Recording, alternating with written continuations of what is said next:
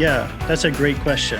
Somehow this podcast just got switched over. It's Sorry, the man. Matt Mary podcast now.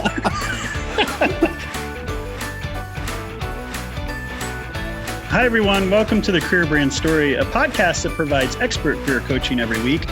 I'm Jeremy Tudor, and on today's show, we're talking about how to tell your career brand story digitally. My company is made up of a team of coaches, marketers, and storytellers, changing the way we lead and how career brand stories are shared. And we're passionate about helping people share their career brand story effectively. From our previous show, we established that brand is all about reputation. Subconsciously, how you do your work, what values drive you in your work, and how you communicate all contribute to the personal brand. You're always communicating something, even if you don't think you're communicating anything at all. So think about that for a moment. You have to take a conscious and intentional effort to create your personal brand that positions you to tell your story, that elevates credibility, differentiates yourself from others, and has an impact on those around you. I want to welcome today's guest, as always, Jeb Graff, commercial photographer and creative consultant for us at Jeremy Tudor and Career Brand Story. How are you doing today, Jeb? Doing great, Jeremy. How are you? It's great. Chipper. And we want to welcome Matt Mary. He's the owner, videographer, photographer of Dogwood Media, and also just landed a new gig that he'll tell us about in just a minute. Matt and Jeb actually know each other and have collaborated on different projects over the time. And I've actually followed that and have seen you guys, but Matt and I have never gotten a chance to meet in person. And so I'm really glad that Matt agreed to be on the show today and get to know him a little bit more. Matt, how are you doing today? I'm doing great, man. Thanks for having me. Well, thank you so much. I want to just want to dive right into it. Since personally, we've just had a little bit of time here to get to know one another, but I'd love for our listeners to know more about you. So why don't you start off and tell us a little bit about yourself? Yeah, I'm a videographer. I started in 2014 with a camera that I bought off Amazon and actually made a video to propose to my wife with. I tried to trick her into watching a movie that was actually a proposal. So I interviewed her family and friends. I interviewed my family and friends, and I made this 20-minute video that was formatted terribly. When I went to play the DVD at the proposal, she didn't want to pick out a DVD from the red box, so I had to come up with a reason. So it was a terrible start, but it led me here. And I've been self-employed for 5 years doing video branding for schools and for businesses and doing wedding videos. And she still said yes, so that's a good thing, right? She did, yeah. We're still married. It's great. Yeah, that's awesome. So what got you into videography even then? What made you go buy a camera on Amazon and be like, you know what, I'm going to do this? Yeah, I was in youth ministry. I was doing middle school and high school youth ministry. And I just kind of felt that it was time for me to move on from that. Yeah. And I wasn't really sure what I wanted to do next. So I thought about I could get a job at Enterprise or something because I have a degree in theology and that doesn't really translate to, another job. And I just kind of thought about what is interesting to me. And one of the things that Jess and I do is we watch a lot of movies. And so I kind of have, I guess, a knack for framing in that. And I think part of that comes from all the movies and shows that we watch.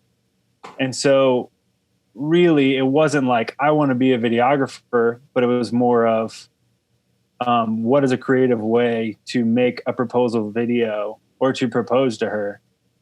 And I had 5 different ideas.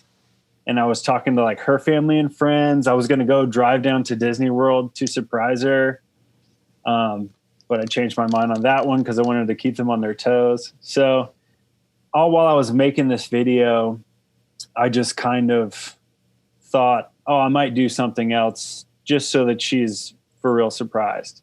And when I was going and interviewing people, I didn't know anything about video. I was YouTubing to get technical help and to figure out how to do the editing and whatnot. And I was just using my work laptop. And through that process, I found that I really enjoyed shooting people, interacting with people, getting random B-roll of like beers pouring out of taps and stuff. Right. So, and as I made that video, people were like, hey man, you're pretty good at this. So I just started doing it for like my church. I made a volunteer video and started doing weddings and making money with it. And over that last year in ministry, I just kind of built my kit and I built my network and I built my skills, and I just took a leap in May of 2016 was when I quit my other job. Okay. That's really cool. So we have that in common. I was actually a pastor for 17 years. Okay. And made that switch out of ministry. Jeb actually worked with me in church. He was our creative director. Nice. And that's really where we met. Yeah. I started renting the studio office down in Fuquay, and Jeb was across the hallway, and I painted my office gray. Copycat. And yeah, because that's what all entrepreneurs who get an office do when they're 30. Yeah. Yeah. And and then eventually he and Jessica started attending our church and joined our team. And that's how we became good friends. So I understand I have a worship ministry degree. Yeah. So the fortunate thing with me was I had to work bivocationally and got into talent acquisition and recruiting. And so I built those skills just like you. I think this is an important piece outside of what we're really talking about videography is when people are trying to make this transition, it can be done and you can build these skill sets as you go along. So that's really cool. Yeah. Yeah. Yeah. And I'm just realizing that like on this particular call or episode, I am the common denominator between two people who got out of ministry. Well, Whoopsie. Whoops. I didn't know you at the time. That's true. That's true. It's not your fault. Thanks for that, Matt. Yeah, I don't think you can take that. I think I ended that pretty successfully myself. Yeah. Well, I'll give you that. Yeah. Well, the reason I asked Matt to be on our show today was because recently Matt and Jeb collaborated on a digital job pitch. And so I saw it come across Facebook, and it's everything I expected, to be quite honest, but I thought it was great. And so, Matt, why don't you share with us a little bit about this video concept, how it came about, why you were doing it, and just some pieces around it. Yeah. So I had an interview with the company on that Friday, and it was from a referral. It was a friend of a friend. And so I felt pretty good about going into the interview. I felt prepared. And at the end of the interview, they said, hey, can you make a 45-second to 1 minute video about why you'd be a good fit for this position? And my initial thought was like, I have hundreds of videos on YouTube and my website. Are those not enough? Right. But then I like kind of stewed over and I thought like, what is something creative I can do to show them that, one, I can make something quickly, and two, I can hit the target that they're looking for. And one of the questions that they asked me out of the bat in the interview was, can you show us a funny video that you've done? And a lot of my videos, probably like 95 to 98% of my videos are more emotionally hitting. Apart from the wedding videos, I try and do videos that kind of reach that like heartstring of somebody, because when I'm watching TV and I see an ad and like almost cry on a Charmin ad or something like that, that's the kind of thing, which happens a lot now. Yeah. That's the kind of thing that I think is impactful. And so a lot of my videos were like that. And they said, can you show us a funny one? And I realized I didn't have that many.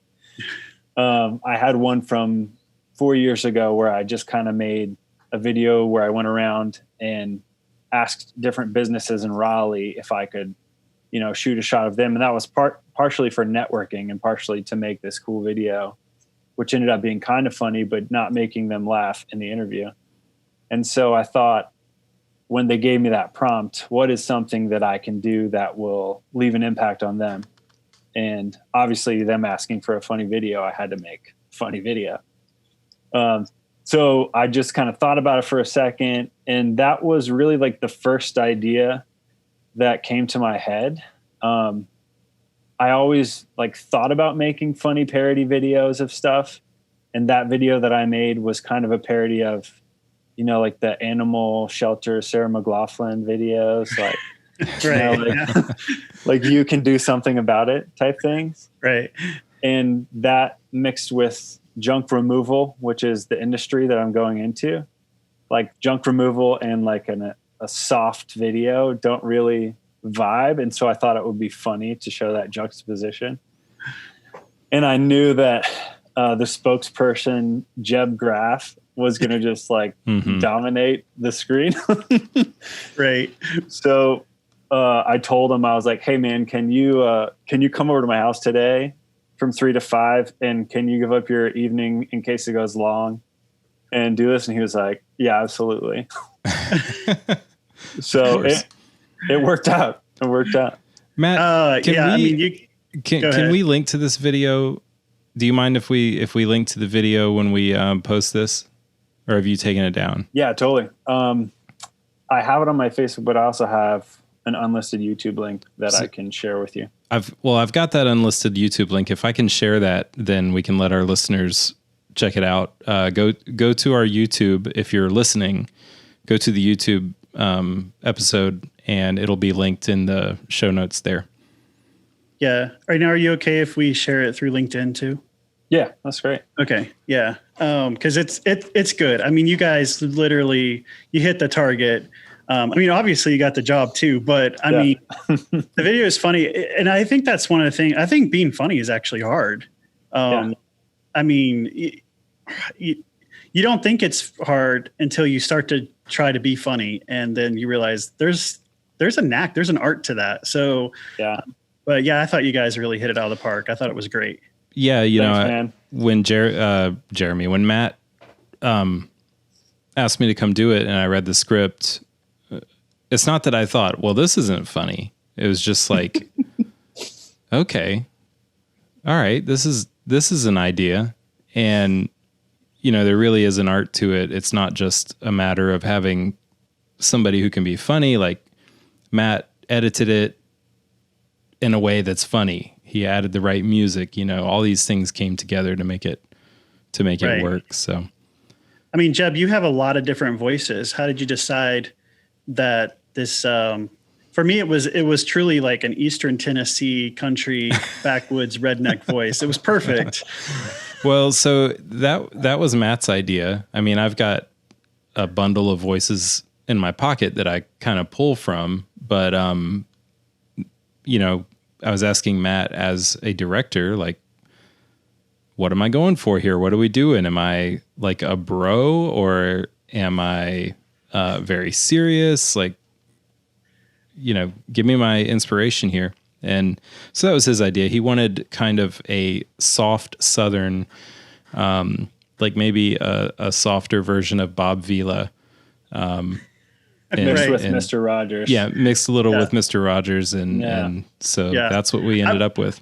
I may have just connected with it so much now that we're living here in Eastern Tennessee, because I kid you not, our washing machine gave out right as the pandemic broke, and we just left it there because we're like, we're not even going to deal with this right now, right?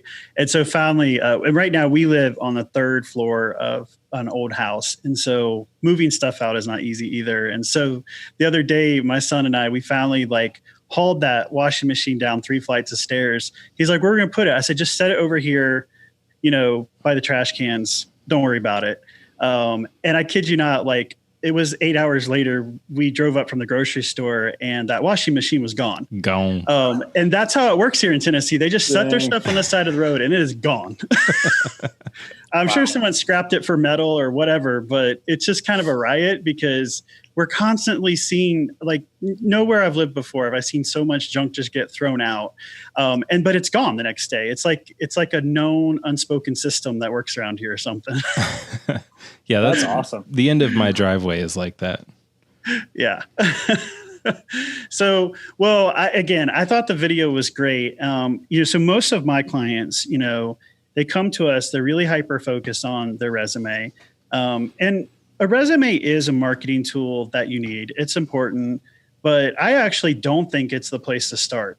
I think the place to start is to really understand your career story, where you are today and where you're going tomorrow. And in this job climate, with the amount of people that are unemployed, there's a lot of noise to really have to cut through as someone who's out here looking for a job. And how do you market yourself really for future employers? And here's a situation. I even think about yours, Matt. You had the portfolio and they still said, oh, we'd like a little extra more, you know? And so in reality, job seekers have this very short window to capture people's attention and to share their story. And that's why we work with people to craft out whatever you want to call it, the 90-second pitch. We call it the story pitch because that fits in with our branding. It's the elevator speech, but it's that short commercial. And so whether you're networking or you're interviewing, that first common question you always get asked of yourself is to tell me more about yourself. And that's where we teach people to verbally market themselves, what their brand is to their future employers, directly, succinctly communicating who they are, and then what is the actual values that they're going to bring to the company. And so what I loved about your video, even though it was a parody, I thought it did a really great job communicating your brand, your value that you can bring. And it obviously gave greater exposure to you. And in reality, even if you hadn't gotten the job, it still would have brought exposure to you and what you've been doing with Dogwood Media, right. So I just thought it was great all the way around. But I know that people are probably watching this and they're going to go watch the video and they're going to say to themselves, well, I don't have an actor like Jeb. Well, you I don't can have give me a call video. At 919. What's the number? 919. 919-576-9540. They're gonna say, look, I'm not a videographer like Matt. So I'm just the average Joe. So do you think it's possible for the average person to create a digital video story? I do. I think there's levels. People can create, everyone has a camera on their phone. Well, most people have cameras on their phone. And you can create epic videos on your phone. In fact, before I applied and got this job, I was creating a resource for gym owners to make their own videos. And I was going full force, and Jeb and I were meeting and brainstorming about it. And I dumped all the money on a website and all that stuff, like the startup costs. And then I got a job. Perfect. But that was to show people that it's not to say it's easy, but it's simpler than you think it is. It's kind of a big, scary beast. Anything that you've never done can look big and scary. But in the same way that I just watched YouTube videos and got the information that I needed, the information is out there. And if you don't want to learn how to do it, there are cheaper alternatives than an expensive professional company like Fiverr.com has people that will edit your videos for like $50 to $100 or something. So there's different levels. If you want to learn how to do it on your phone, there's editing apps that look professional and have templates and stuff. But if you want to make a super custom video, call Jeb or find somebody on like Fiverr or something. Right. So, what do you think is the biggest challenge for someone who's just starting to create their own videos? I think the biggest challenge is trying to fit too much into it, because over my career as doing videography and branding, when I talk with somebody and I try and get to the point of their video, the video that they want me to make for them, they usually want to put way too much into it. And the number one question that I've asked in the last 2 years is, what's the goal of the video?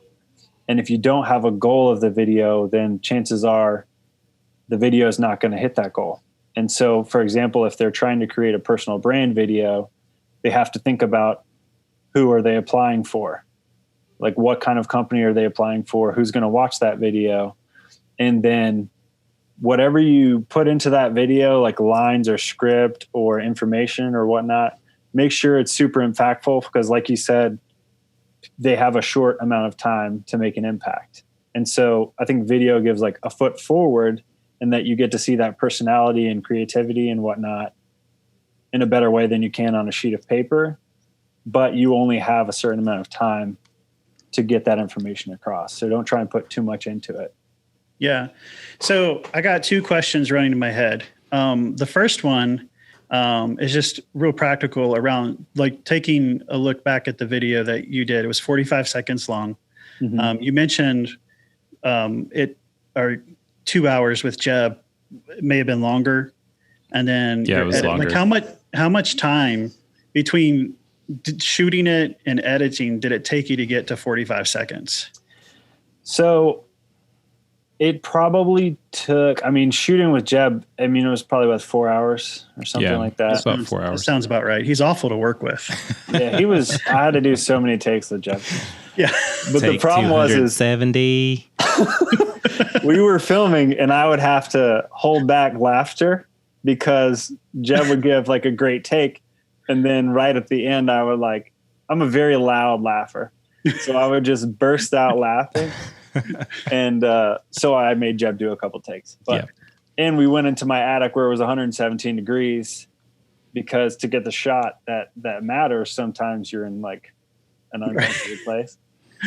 But it probably took 4 hours to shoot it. And then I had to go back and shoot 2 more junk shots, which this was like the only time it has paid off to have a dirty house. Not have cleaned up rooms is when you're making a video for a junk removal company. But it probably took maybe 3 hours to edit it. So overall, I would say like 8 or 9 hours total. And even in the content that I shot, I stuck to 1 minute, because they gave me parameters and they said 45 seconds to a minute. Okay. So I didn't want to go over the minute because that was there. So I made it exactly 1 minute. And I had some like gold lines, I thought, where if you watch the video, there's a legal disclaimer at the end where it's just me talking into a microphone, and I sped it up. And I had some like other funny stuff, but I had to fit the parameters of what I was given. So I cut that stuff out. Yeah. Okay. That's really cool. I totally forgot my second question because I got involved listening to that first question. It was so good.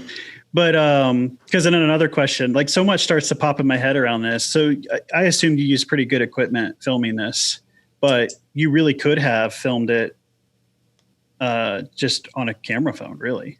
Yeah. Right? Yeah. We could have done the same commercial on the phone. The only thing that would have been different, obviously there's, compression and different things when you have lenses on a mirrorless or a DSLR, and it will look more professional. But if you're using a phone, you can get 4K. So it's the same resolution. Now you can get into like technical details of if it's the same 4K. But you can get a really great image when you're shooting video on your phone. You just need to make sure that you light it really well. And that way the phone camera sensor is not starving for information, and it doesn't look all grainy and blurry. And that's something that happens like in the indoor shots. There were 2 indoor shots, especially in the attic where it's super dark. I have 2 really bright lights that we cranked up so that there was enough light. Yeah. But all that means is when somebody's making it, just consider where you're shooting and the story that you're telling with your phone, and try and play in like near windows or outside if possible, and you'll get enough light. Yeah, I think that's one of the things that Jeb has taught me the most about is lighting. And of course, he has the best looking set out of all of us on this podcast today, because he does that kind of thing and upstages us all the time. But I was going to say, Jeremy, look at your lighting. Don't tell people I taught you how to do it with that lighting. Is it that bad? No, it's good. I know we have improvements to make. It's good. It's good enough for Zoom. Yeah. But that's like, I know that it's amazing how much lighting can just change pictures and can change video all around. I have a Google Pixel 3. And so, kind of going back to just taking time to explore and figure out new things, I think is so important to challenge you to. And like, everyone probably gets tired of my story because I take my kids on hikes and I really like to do slow-mo videos of the water. Which I'm sure everyone's just like, oh my gosh, if I see another slow-mo water scene from Jeremy, put it away. But I really like them and I find them relaxing to rewatch them. So, but yeah. My second question, I did remember it, is, so when you go to start a video, any video, but in particular the one that you made, so do you storyboard it out, or how do you get to the place where you go, okay, I know what I'm going to shoot? I mean, I know you say I've got a goal in mind, but how do you piece that together? Is that a storyboard for you, or what's that look like? So in the shoots that I've done and like that commercial, I normally do not storyboard. I kind of get an idea for what I want. And I had scenes in my head for the one with Jeb, but I don't like draw it out. I don't use like an app to storyboard. That would probably make it easier and it would make shooting faster because I would know exactly what I want. That's just not a step that I've taken. And I kind of lean more on my ability to be like run and gun and to get in the scenario and see the shot. But that has bitten me, like where I'm done shooting and then I don't have a shot that I wanted to get. So there's definitely a benefit to it, but it's not something now as I go forward in my new role. And I have, the limited amount of time with the talent and there's more people on set. I think that's going to be something that I need to start doing. But for the most part, it's just been me shooting, or I have like me and Jeb shooting and it'll just be two people. So it's really easy to communicate that stuff. Right. Yeah. So what do you see as the biggest opportunity for people creating their own videos like this? In terms of jobs, searching for careers? Mm-hmm. I think it might've been your podcast where you were talking to a recruiter and she was your, I forgot her name, but she was your Paulette. Paulette. Yeah. And was it she who said, she would watch somebody's video if they sent a video, but like she wouldn't read cover letters? Yeah. We don't even write cover letters. We tell people to burn them. Yeah.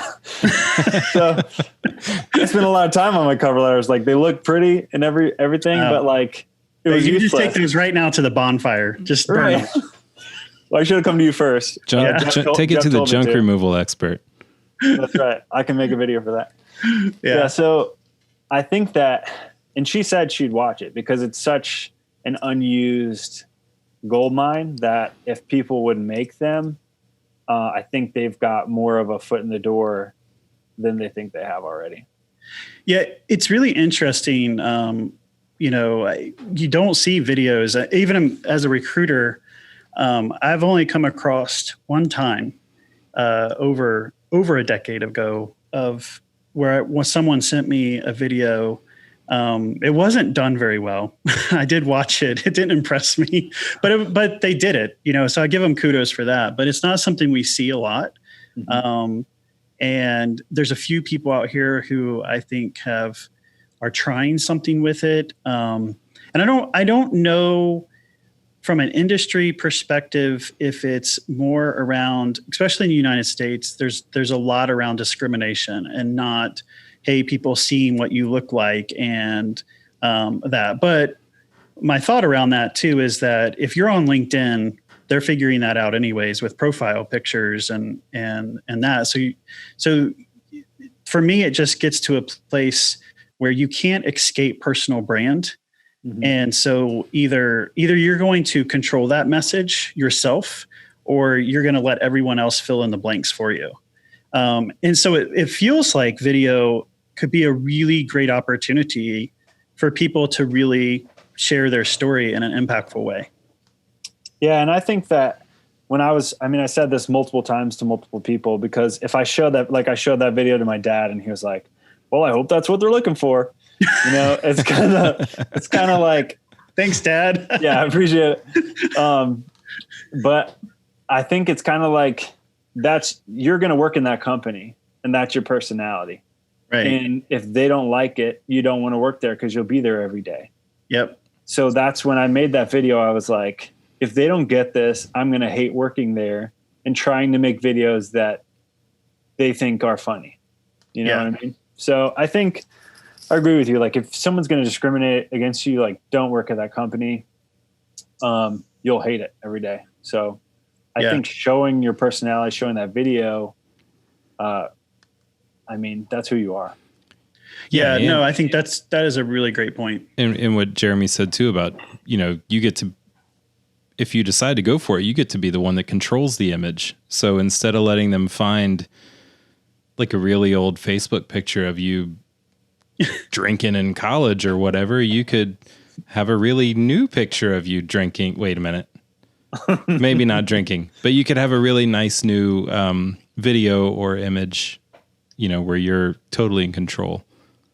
Hey, so back in the day, this is when MySpace was taking off, right? Facebook was, starting. And as a recruiter, I interviewed someone and then I went searching for them. I found their MySpace account and they were nothing but like all party on that. And I declined them for the job.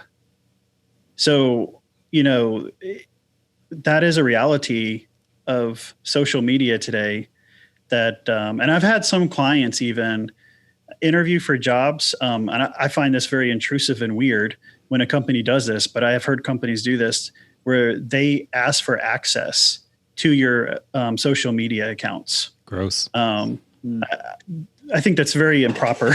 Yeah. And crosses the line, but it does tell you companies out here are looking across the social media channels, and what you're doing on them. And I'm on TikTok, which may get banned here momentarily, next 24 hours. And I haven't done a lot on it, but it is filled with Gen Z, right? Generation doing God knows who knows what things I will not talk about on this podcast. And I'm watching all of this and I'm thinking, these kids don't realize what they're putting out there is out there. And it really could affect, like they're building a brand. It goes back to, Jeb says this all the time, is brand is about reputation. And so even in these fun videos, you're giving a reputation, you're building a reputation of who you are in video, And so it's really important to really think about all that. Yeah. And I think you can take the approach that I said too far, where it's like, if they don't like my personality, then I don't want to work for them. I think you can take that to the extreme and be like, well, I am who I am, and then disregard how your social media looks and say, even if an employer looks at my social media, they should accept me for me, Right. You do have to present an image. You can show a little personality, but you still, if you're searching for jobs, people are going to look. Yeah. And again, the video you made was asked to be that way. It was appropriate for what your goal was. That video would totally not be appropriate for another job. You weren't, right. If you were applying as like a financial advisor for a big giant bank, like, yeah. Or for a funeral home. Yeah. Right. Junk removal. Yeah. Not a good idea. But yeah. So you kind of knew your audience, you knew who you were playing to. Yeah. Well, and so that's a really great point, right? You got to know who your target audience is and who you're communicating to. Yeah. That still stays the same. Okay. So again, thinking really practical, back to the average person who's like, I'm not hiring anyone to do this, but I want to try to shoot a video. What are some things that you would say stay away from in your video? I think if you don't have experience with certain techniques, like maybe you watch certain YouTube channels and you think they're awesome and they have sick transitions and it's done really well, or they have like really pretty footage of certain things, which is called B-roll, like if it's playing on top of the storyline. If you try and do some things and it's not executed super well, it can be distracting from the storyline. So I would say stick close to the message that you have, like stick close to what you're trying to say, and stay away from things that you think kind of look cool, but you're not really sure how to use them, like transitions. When I watch a lot of YouTube videos, even from people that have experience editing, I can find transitions that distract me from what they're trying to say, and I'll click away from those videos because it's just annoying. So don't try and use fancy effects and stuff like that that's going to take away from your message.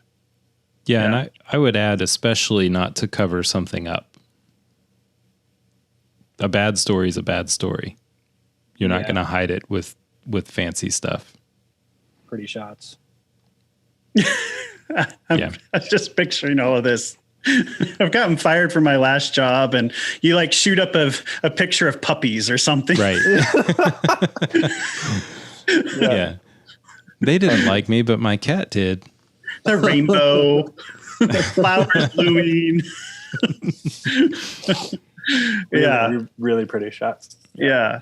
Well, so one of the things we're doing here at Career Brand Story is we're beta testing with our clients on telling their career brand story through digital video. Again, you don't see a lot of this. And I think there's a recruitment side and reason for that. And I've also thought, like, I wonder, and this is me totally thinking out loud. I have no data behind any of this, but I wonder if people get just hesitant to be on camera. Because I've struggled with that. I mean, I feel more comfortable every time we do a podcast and it's on YouTube and we're doing it through Zoom and everything.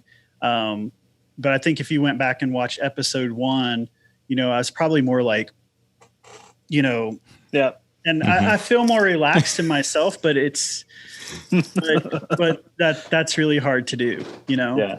So yeah, I think I don't remember more than like 10 people who I've filmed who are like, yeah, let's be in front of the camera. Most people get nervous and they're anxious, and I have to coach them a little bit. And I think the number one tip that I found puts people at ease is it's a scary camera because it's electronics and it's not what you normally talk to. You normally talk to a person. And so I try and tell people to picture the person that they're talking to, or if that person, say it's a job application, you don't know what they look like, picture somebody you want to tell that information or story to as the camera. So it's a little bit easier than just talking to an inanimate object. Yeah, I think that's hard. Yeah. I know Jeb's got video on me where that did not go well. Well, and what I always tell people is if it takes 10,000 hours of something to be considered an expert at it, you got to give yourself a break. If you're only 5 minutes in to 10,000 hours. I mean, I'm pretty comfortable in front of cameras, but that doesn't mean I don't get nervous. Like it reminds me of when I was a musician and would go on stage. Like, I love it. It was great. I still got nervous every time. It's normal. Everybody gets nervous about it.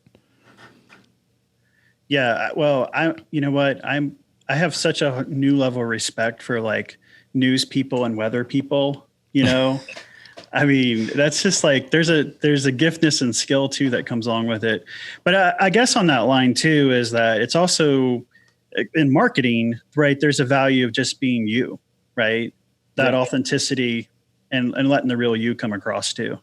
Sure.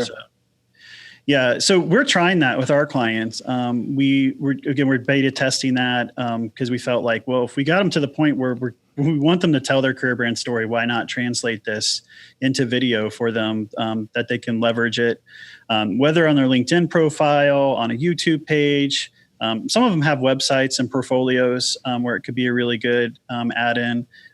I actually connected with a guy on LinkedIn just last week, and he sent me a welcome video, and I opened it up, and it's him coming through the door, and he was like, "Oh, hi, my name is," and, he just goes, and we go to his office and we sit down, and it was such a casual, like as if I was there, and he had just welcomed me. And I messaged him back, and I was like, that was fantastic. Yeah. And a really different and fresh approach. And I know recruiters today, I mean, people get really frustrated with recruiters and actually say some awful things about them on LinkedIn about resumes going to black holes and all of this. But I'd like to remind my listeners that recruiters are human beings. And the reality is the volume of processing that you end up having to do is just enormous. And so I think that the video could be a good interruption to their standard workflow at this moment. And if it's kept short enough, really could grab their attention outside of how 99.9% of people are going about trying to get jobs. Yeah. So go ahead. So I was given a prompt, but you have experience with seeing the resumes and whatnot. So what do you think if someone were to create a video and they had 30 to 40 seconds to make the video, what would reach out to you and what would strike you as like, oh, I like this person? Yeah, that's a great question. Somehow this podcast just got switched over. It's Sorry, the man. Matt Mary podcast now. Oh man, I wish I could pop a Matt Mary graphic up on the screen behind me. Oh, that'd be awesome. That'd be great. No, that's a really great question. And actually even in this beta testing, so I think what Jeb and I discovered this week is that we have their story pitch that we get them to verbally say, which we have prompts. So that we give our clients, there's about 7 or 8 different elements that we say, all these elements could be of value in your story pitch. Doesn't mean you're going to use all of them, but it's kind of the good starting point of figuring out, here's how to put the structure around your story pitch. And things in there are like your education background, what top 3 values do you really bring to an organization? What are your top 3 career accomplishments? Where are you today and where are you trying to go tomorrow? Are some of the elements in there. And then I really encourage people to write that out, not as like a formal writing, but as they would speak to it. Like I always tell them, like, we're not going to turn this into your, high school English teacher for a grade, right?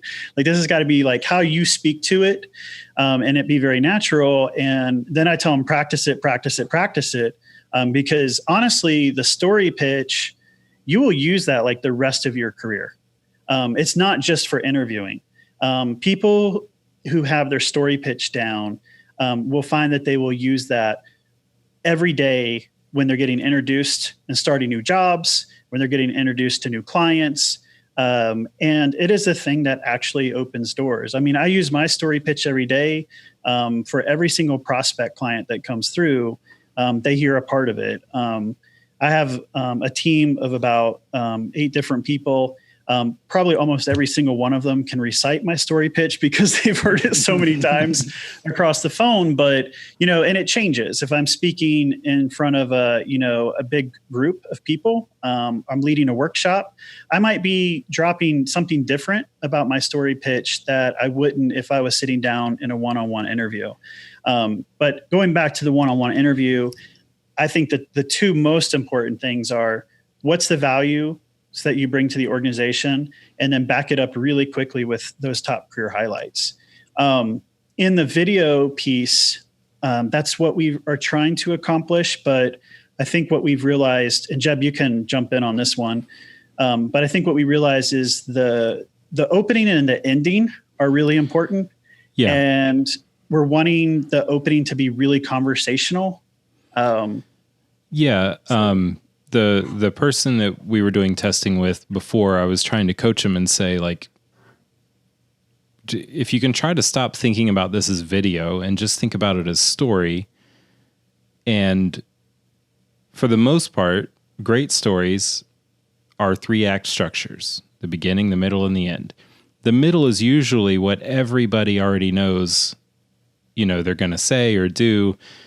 That is the easy part. It's always, to me, at least, writing essays and whatever, the beginning and the closing were always the hardest part. Mm-hmm. So those are gonna take a little bit more time to figure out. And to what Matt said about imagining somebody you want to tell that story to, all that was the tool that I used with him, was to say, look, imagine you're just sitting down with a person at a coffee shop and talking to them, not that you're at a stiff, scary job interview, but, in order to really be yourself, pretend that this is somebody that you know and trust, that you're sharing this with? Yeah, I think it's about trying to get that personality across. And the guy that we are working with, and he's been great. But when I first talked to him and connected with him through LinkedIn, I thought that he's in IT, and we've talked about this. He won't mind me sharing this, but I thought I was going to talk to like a really stuffy IT guy based on what I saw on his profile, what was on LinkedIn, and then he wanted to Zoom. And when we Zoomed, then I was like, wait, I want to go surfing with this guy, right? Yeah. It was two different people. And I told him that. And that's one of the reasons he actually signed up with me, because he's like, no one's told me that. And he said, it's so true now that I see it. And so I think that's the thing, because everybody's personality is different. That's such a key differentiator. And even in interviewing, I mean, if we're really honest, the one thing that everyone faces in an interview is the likability bias. You know, do I like this guy? Do I want to work with this guy? Even if, I mean, they can't come out and say, hey, why would we not like you? Right. But it's still there, you know? Sure. Yeah. Everybody thinks it. And so I think maybe the video, I think it has the ability to help, again, you know, bring forth what that personality is. And I guess you do run the risk that they'll watch that video and go, well, we don't like you.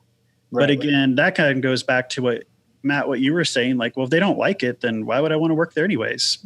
Right. Yeah. And I think I have, you know, the benefit of kind of knowing what kind of video things work and how to put a video together. But somebody who's making a video and has no experience with that, I think it's a really good idea to like make the video, try it out, and then show it to some family and friends and be like, hey, what do you think about this? Yeah. I'm going to send this to an employer. And if it bombs with your family and friends, maybe, you know, take a second shot at it, ask for some tips from them before you send it to the company you want to work for. Yeah. That's a great idea. Yeah. Yeah. The only thing I would add or change to that is make sure they're trusted family and friends. Some friends don't get to tell you that your video stinks. Well, and then there are the parents who, right, there's the kids who make it to American Idol because they never once told their kid, you can't speak. Right. They're horrible. And then Simon Cowell has to tell them. Yeah. Yeah. So it's fun to watch that. It's fun. So you want to run it past your BFF. Yeah. Well, that's really great advice. And again, I thought the video that you did was great. Really excited for you as you start your job, and hope it goes really well.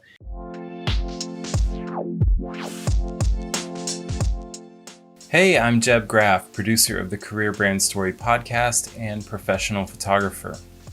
Today's career tip is all about looking better on camera. Most of us aren't very comfortable being on camera because we don't like the way we look or the way we sound. You know what? It's completely normal. It's a human thing. There are professional actors and actresses who don't watch their own movies or TV shows. We think that you can really leverage video to help tell your career brand story. So we want to help you with today's tips to help your video help you.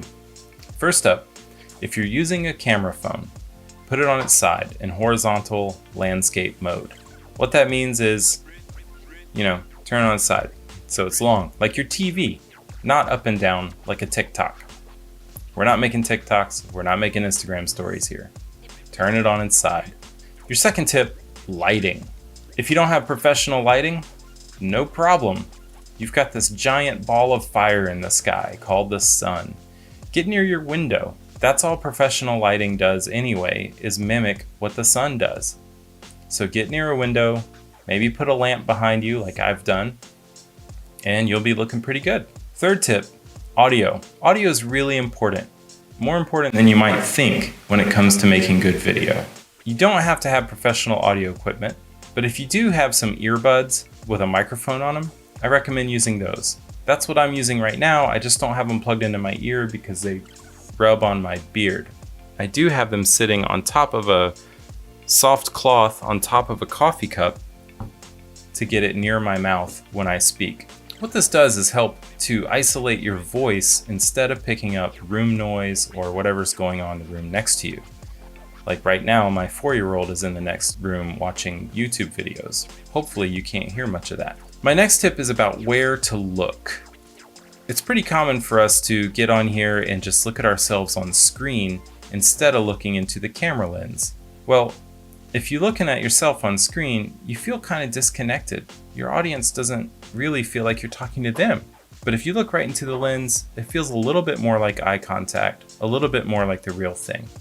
So try your best to keep your eyes in the lens of the camera that's on your phone or on your computer or whatever you're using to make this video. Another tip is to use a script. There are a couple kinds of people. Some people are better at going line for line and memorizing it. I'm not one of those. As you can tell, I'm a bit rambly, but that's how I feel most like myself. So I just have bullet points and I kind of check those and then I riff on them. I think whatever comes to mind. And for me, that helps me convey my personality too. You're also going to want to think about your body language.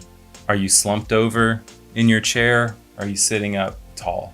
Do you look confident and approachable, or do you look timid and shy? Do your best to give a nice, confident impression. Now, when it comes to the setting you're in, this also can help tell your story the way that confidence and everything else does. If you're watching this instead of just listening to it, you'll notice there's a bass guitar in the background, a skateboard, some lighting equipment, and a family picture. You don't have to have a completely blank space. You can if you want, but I recommend finding a spot that shows a little bit of your personality, helps convey the message that you want to convey. It goes right along with my brand of being a creative. I love music, I love skateboarding, I love my family and nature, and so that picture that's right over there is exactly that.